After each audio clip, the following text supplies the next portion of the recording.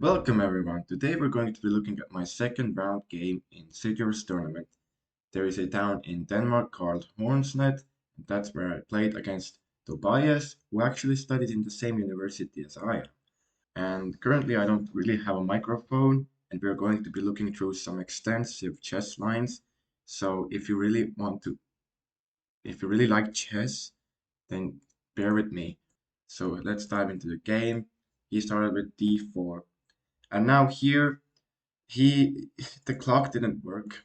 He pressed the clock and then after 2 minutes the clock got replaced or something, and then I had some time to think while I play. Knight f6. This is what I play online almost always. He plays knight f3. Very untraditional, doesn't commit anything. So now I play c5. c5 is actually a Benoni type move, and it tries to get the central space, for example, it takes the knight c6. If you try to defend this like this, then there's b6, for example, chipping away the structure. And I thought this would be like nice, but engine says e3. Wow, e3 and white is better. Crazy. But I did think that, okay, most people don't try to hang on to this pawn, so I would get quick development, attack with the bishop. For example, this, I would attack this. If you try to protect it, I come at it with the queen. And again, knight d2 is the best move and only move. We'll see. We'll put on evaluation. We'll put on the evaluation. Engine argues that it can fork you if you take this. So a lot of theory here. He instead plays c4, and apparently computer can just take this. This is actually a line, e5, okay. Oh, and now this. Of course, now we get more development. Okay, I would have been better on move to 3, which is very insane. If you're better on move 3, then you best be assured that you are going to have a nice game. So e6, because when you're black, you want to equalize the game, and you are equalizing on move 3. But I play e6, just traditional. He should push with d5, but he doesn't. I play b6, I still can take it.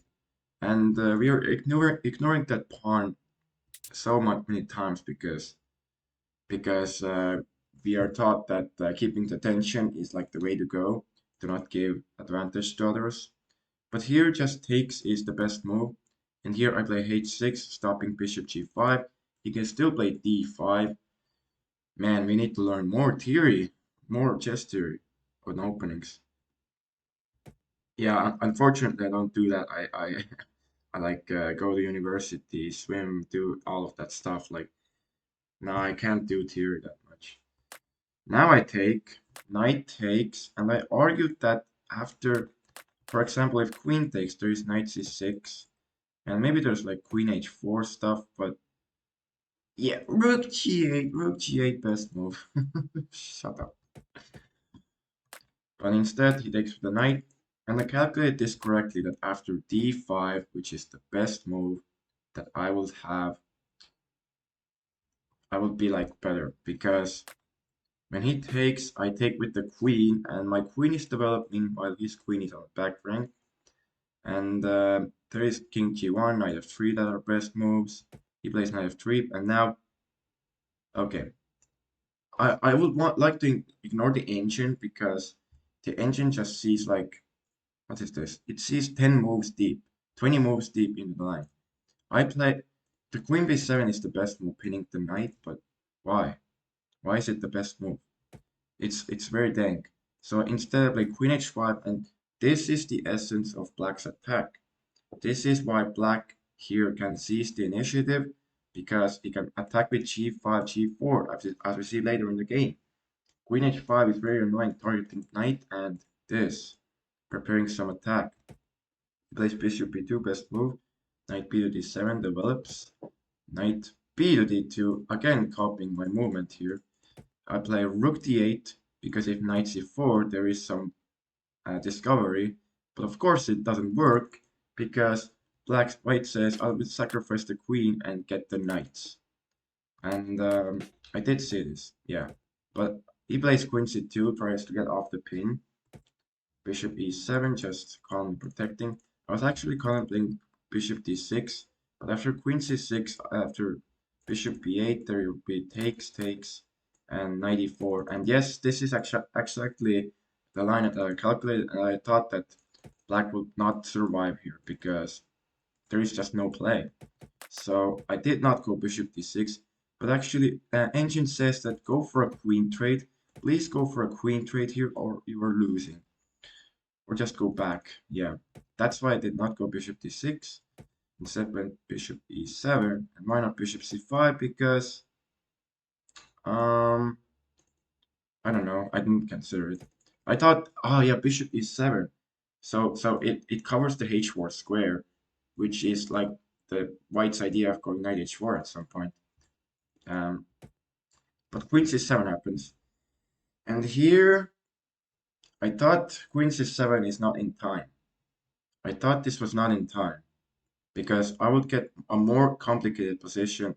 I would like make it very complicated for him. So I played g5 here. So what did I calculate here? After queen takes a7, g4, knight h4. Apparently knight d4 is the best. After knight h4, I play rook g8. I play rook g8, knight c4, knight d5. Yes, this is the best line. But still, there are some mistakes that I did along that line. For example, after knight h4, I can play queen d5 and I will win the knight. Oh, how did I not see that? How did I not see that? Interesting. Ah, okay, queen c7. What happens is g5 and instead play h3, which is the best move. h3 is the best move. So I play g4 anyway. Takes. If I take with the knight, I lose the rook in the corner. Oopsies, that would be a GG's. Queen takes g4. Actually, white is slightly better after queen takes a7. And I thought maybe I had some attacking chances with h5, rook g8. After h5, there is rook a to c1. I can avert the castle, but h4, if you take, then you lose this. After h4, there is rook c4. Yeah, that happens later as well. And I would lose this pawn. Okay. I mean, engines are disgusting. Sorry, I don't play h5. Yeah. He played rook a to c1. It felt like a little bit of a mistake, but it goes for rook c4 again. I play rook g8, rook c4. Okay. Even though he thought for a long time here, I thought that I had good attacking possibilities, and it would not be like easy to play it for him. Now bishop takes f6 is just so unnatural. Just giving away this because actually the bishop was worth nothing. Wow, that's super insane. Super insane, man. Like I thought during the game that this bishop had no role in the game, so he should have traded it off and continued attacking with the knights. For example, if bishop takes, there is still knight. No, there is there is knight e4 and damn, this is insane. Instead, he takes the pawn. Instead, he takes the pawn, and now knight g4. I thought I was like winning here. I thought I was winning here. Because the threat here is, for example, if he plays a4, then the threat is knight e3 check. It takes checkmate in 2, and it just moves back, then I take the rook. But apparently there is bishop d6 at the pressure. Yeah, I thought this was like, yeah, queen c7 is the best move he thought for a long time here. He has 20 minutes less than me at this point. Now I play e5. e5 is the best move, and it is a very tricky one.